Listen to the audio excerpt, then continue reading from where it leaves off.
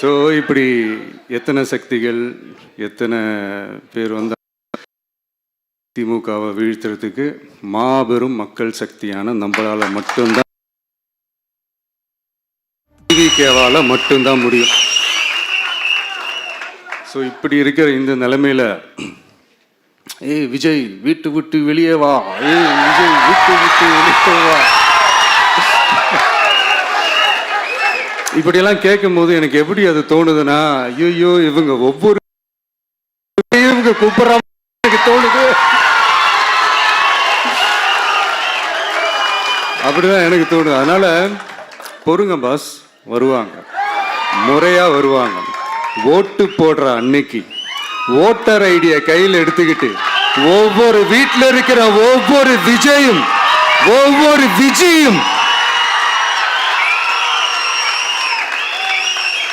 பூத்து பூத்தா காலையிலே வந்து நிப்பாங்க பாருங்க. அன்னைக்கு தெரியும் பாருங்க, ஏண்டா இந்த விஜய கூப்பிட்டோம்.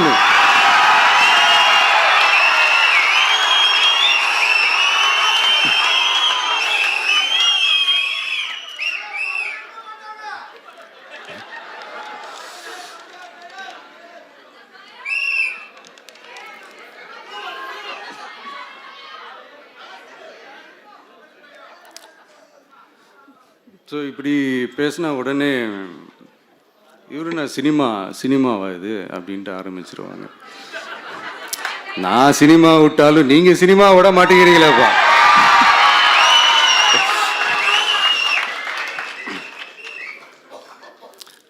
அப்புறம் இன்னொரு ரீசெண்டாக அந்த ஒரு விஷயம் போயிட்டு இருக்குல்ல, இந்த கருத்து கணிப்பு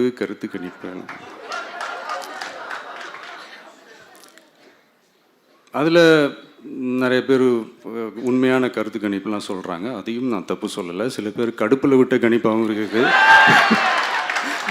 அதையும் நான் தப்பு சொல்லலை.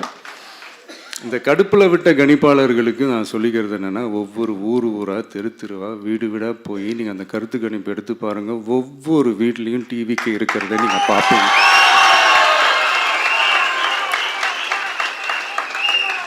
அப்படி சப்போஸ் உங்களுக்கு அது ஷாக்கிங்காக இருந்துச்சுன்னா ரப்பர் வச்சு எல்லாத்தையும் அழிச்சிட்டு மறுபடியும் முதல்லேருந்து எடுத்து பாருங்க, அதே ரிசல்ட் தான் வரும்.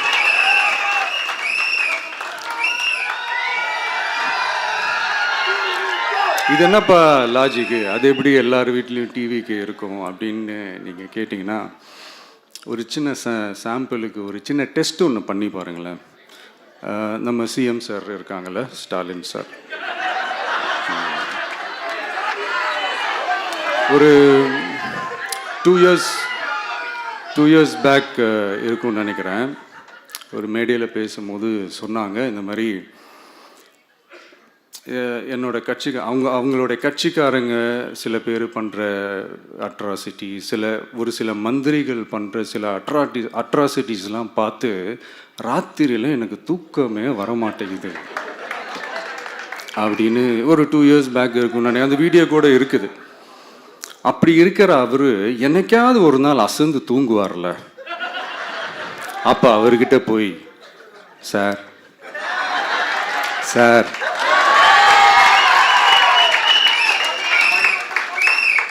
எந்த சின்னத்துக்கு சார் ஓட்டு போடுவீங்க அப்படின்னு கேட்டு பாருங்க.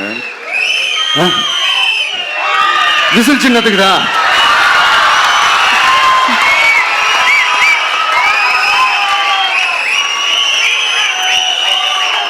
தூக்கத்துல இப்படி டப்புன்னு எழுப்பி கேட்டா டப்புன்னு உண்மையை போட்டு உடைச்சிருவாங்க.